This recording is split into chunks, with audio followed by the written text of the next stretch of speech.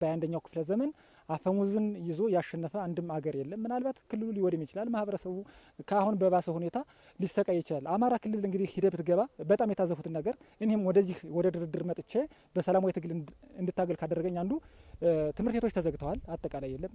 እንግዲህ በጣም በአገሪቱ አስተዋጽኦ የነበረው አማራ ክልል በትምህርት ይታወቃል የነበረው ፐርሰንት እና ይህን 2 ዓመት ስታይ የኛስ አንዴ በቃ ገብተናል አምነንበት ገብተናል። አሁን ያለው በተለይ ከ10 ዓመት በታች ያለው ጄኔሬሽን ከትምህርት እይታ ውጭ ሲሆን አፈሙዝን በ2 ዓመት አፈሙዝን ያቀነቀነ ያደገ ልጅ ምን እንደሚሆን ታውቃለህና ይህንም ለማስቀረት ነው። ስለዚህ ድርድር ወሳኝ ሚና እንዳለው ተረድቼ ነው መጥቻለሁና ቀጣይም ያሉት ወንድሞች ጊዜው ይለያያል እንጂ ጊዜው ይረዝማል እንጂ ይህን መንገድ እንደሚከተሉ እርግጠኛ ነኝ።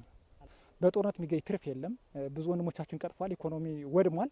ይህን ለማስቀረት ሰላም ያስፈልጋል። ይህን ሰላም ይችን ሳምንት 2 ሳምንት ያየነው የሰላም አየር መተንፈስ ምን ያክል ዋጋ እንዳለው ተገንዝበናልና እኛም የበኩላችን አስተዋጽኦ እንደምናደርግ እርግጠኛ ነኝ። እኔም በሙያዬ ጭምር በጋዜጠኝነት ገብቼ የሰላምን አስፈላጊነት ይህንም እንደምሰራ እርግጠኛ ነኝ። አመሰግናለሁ።